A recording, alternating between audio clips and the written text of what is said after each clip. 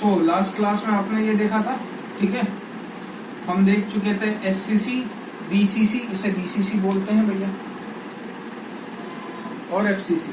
SCC, BCC और FCC आप देख चुके थे। नेक्स्ट में अपन बढ़ते हैं। मैं अब आपको बात करूंगा जेड की। जेड क्या होता है?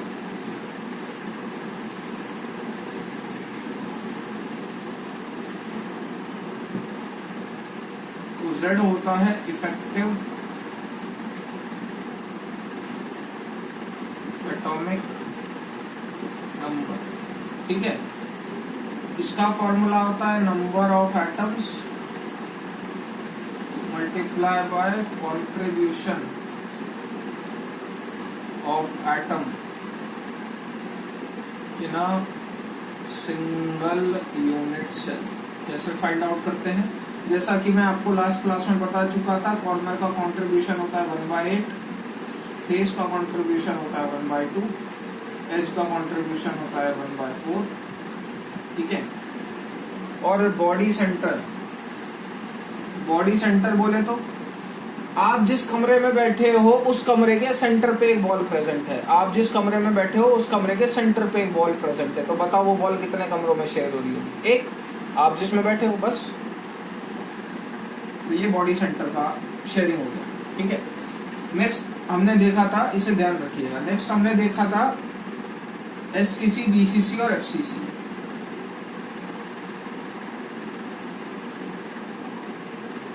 एससीसी, बीसीसी और एफसीसी। एससीसी में एटम कहाँ प्रेजेंट होते हैं? कॉर्नर पे। तो उसके लिए जेड की वैल्यू क्या होगी? क्या होते हैं? Number of atom. Number of atom सिर्फ कॉर्नर पे प्रेजेंट है, तो टोटल नंबर ऑफ एटम हो गए कितने? 8। टोटल नंबर ऑफ एटम कितने हो गए? 8। जेड निकाल रहे हैं एससीसी के लिए, तो टोटल नंबर ऑफ एटम कितने हो गए? 8।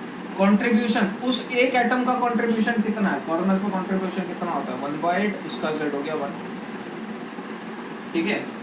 अगेन मैं बात करूंगा एफसीसी की। एफसीसी में एटम का प्रेजेंट होते हैं? Corner plus face. कॉर्नर कितने होते हैं? इसका जेड निकालेंगे फॉर एफसीसी। कॉर्नर कितने होते हैं? 8 मल्टीप्लाई बाय उसका कंट्रीब्यूशन 1/8 प्लस फेस कितने होते हैं? 6, उसका contribution 1/2। Next BCC, body center. Edge center आपके सिलेबस में है, corner plus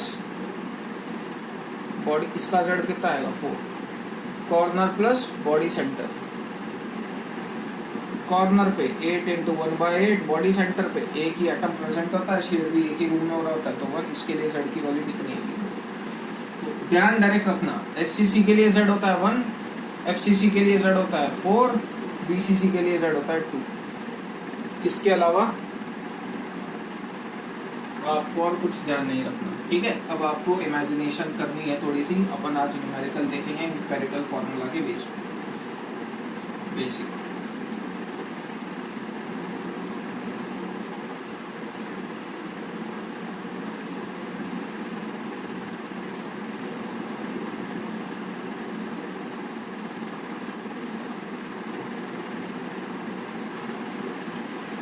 So numericals on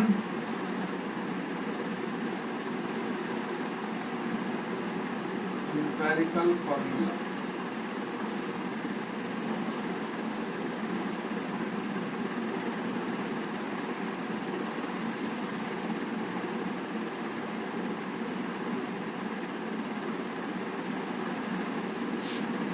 So देखो, आपको क्वेश्चन दिया हुआ है कि आपके पास 2 एटम्स हैं। We have 2 atoms.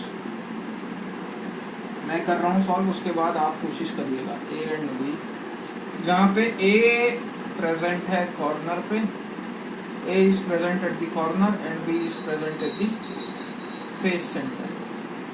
ये इनकी पोजीशन फिक्स है। ए प्रेजेंट है कॉर्नर पे और बी प्रेजेंट है फेस सेंटर। कॉर्नर होते हैं 8, फेस सेंटर होते हैं 6, बात कर चुके हैं। Derive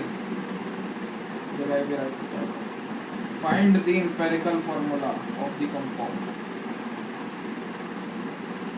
find the empirical formula of the compound. वो कैसे निकालेंगे? सिंपल, इसी के सब पार्ट देता जाऊंगा, वही आपको सॉल्व करने हैं, है ना। तो ए क्या होता है? ए कॉर्नर पे प्रेजेंट है, तो ए के लिए लिख दो 8 इंटू 1/z, है ना। बी के रिस्पेक्ट में क्या हो जाएगा एम्पेरिकल फार्मूला? बी प्रेजेंट है 6 पे, 6 इंटू 1/2, तो ए की वैल्यू आ गई 1, बी की वैल्यू आ गई 3। The empirical formula of this situation will be AB3। इसमें एज सच हार्ड कुछ खास था नहीं, तो A 8 into 1/8, B 6 into 1/2, the empirical formula will be AB3। Situation यही है, मैं कंडीशन चेंज कर रहा हूँ। इसी का सेकंड पार्ट, स्पेस कम है इसलिए अपने को मिटाना ही पड़ेगा मजबूरन, है ना। इसी का सेकंड पार्ट निकालना एम्पेरिकल फॉर्मूला ही है, बट अब उसने बोल दिया ए कॉर्नर पे है, बी फेस सेंटर पे है। लेकिन second part, find the empirical formula if atom from any one corner has been removed. If atom from any one corner has been removed, तो क्या बोल रहा है? एम्पेरिकल फॉर्मूला फाइंड आउट कर दो जब किसी एक कॉर्नर से आपने एक एटम हटा लिया, कोई भी एक कॉर्नर। तो मैंने पहले ही लास्ट क्लास में बोला था कि शेयरिंग कभी भी चेंज नहीं होती है, एटम ऊपर नीचे हो सकते हैं। तो भैया ए के रिस्पेक्ट में बात करें, ए थे 8, लेकिन उसने बोला कि उसने एक एटम हटा लिया, कहाँ से? कॉर्नर से। तो ए कितने रह गए? 7। कॉन्ट्रीब्यूशन उसका कितना होगा? 1/8। बी फेस पे था 6, फेस में कोई चेंज नहीं करा, तो उसका तो रैंडम लिखूंगा 1/2। तो ए की वैल्यू कितनी आ गई? 7/8। बी की वैल्यू कितनी आ गई? 3। तो फॉर्मूला ऑफ द कंपाउंड क्या बन गया? ए 7/8, बी 3। अब तुम्हारे एमसीक्यू आते हैं सीबीएसई में, उसमें सॉरी गुजरात बोर्ड में, तो उसमें एक ऑप्शन ये भी दिया होगा, बट ये आंसर हो जाता है गलत। आपको आंसर हमेशा सिंपलेस्ट फॉर्म में लिखना है। एलसीएम उलसीएम ले लुआ कि कैंसिल करो, आपको हमेशा आंसर सिंपलेस्ट फॉर्म में लिखना है। 8 एलसीएम लूंगा, क्या बन जाएगा formula? A7 B24। A7 B24 हमेशा सिंपलेस्ट में लिखना।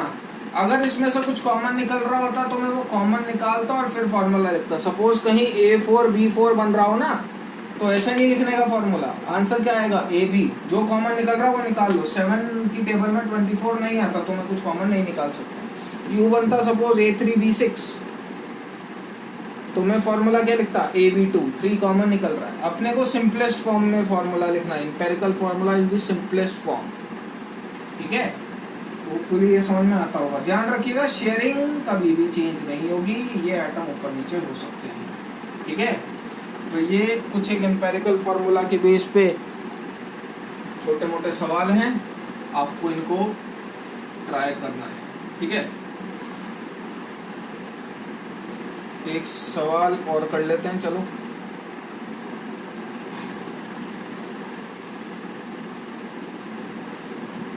Find the empirical formula of a compound if all the atom from any one phase diagonal of a single phase has been removed। क्या कहना चाह रहा है? ये आपका क्यूब था,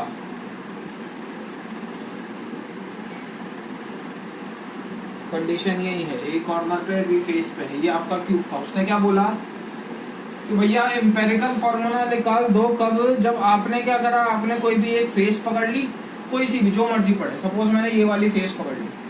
find the empirical formula of the compound if all the atom from any one face diagonal of a single face has been removed. तो वो क्या कह रहा है? इन 6 में से कोई भी एक फेस पकड़ लो और उस पर एक फेस डायगोनल खींच दो। सपोज मैंने उस ये वाली फेस पकड़ ली और उस पर एक फेस डायगोनल खींची, उसने एक ही फेस डायगोनल खींचने को बोला। All the atom from any one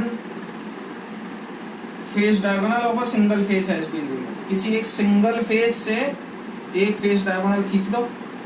तो ये मैंने सपोज ये फेस पकड़ ली और वहां से एक फेस डायगोनल खींच दी। उसने बोला कि इस फेस डायगोनल में जितने भी एटम आ रहे हो उन सबको रिमूव कर दो और एम्पेरिकल फॉर्मूला फाइंड आउट कर लो। तो एक आप प्रेजेंट था कॉर्नर पे। अंग्रेजी थोड़ी सी भारी होती है तो वो देख लेना, ठीक है।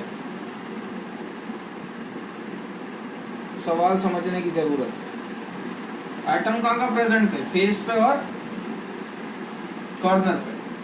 तो आपने क्या करा, आपने कोई एक सिंगल फेस पकड़ी, वहां से एक फेस डायगोनल खींच दिए। तो वहां से आपने एक फेस डायगोनल खींचा तो उसने कितना एटम, कॉर्नर के कितना एटम कवर करे? 2। तो टोटल कितने थे कॉर्नर के? 8। कॉर्नर के कितना एटम रह गए? 6। कॉन्ट्रीब्यूशन तो कभी बदलता नहीं, 1/8। फेस का कितना लेके चल गया वो? 1। फेस के कितने होते हैं? 5। तो 5 × 1/2। ये क्या आ गया? 3/4। ये कितना आ गया? 5/2। फॉर्मूला ऑफ द कंपाउंड क्या बन जाएगा? A 3/4 B 5/2। लेकिन क्या ऐसे लिखेंगे? नहीं, 4 LCM लो, A3 B10। ठीक है, कुछ कॉमन नहीं आ रहा, hence this will be my empirical formula of the compound A3 B10। ठीक है, चलिए आज का लेक्चर यही समाप्त करते हैं, इसके बाद आगे बढ़ेंगे नेक्स्ट क्लास में।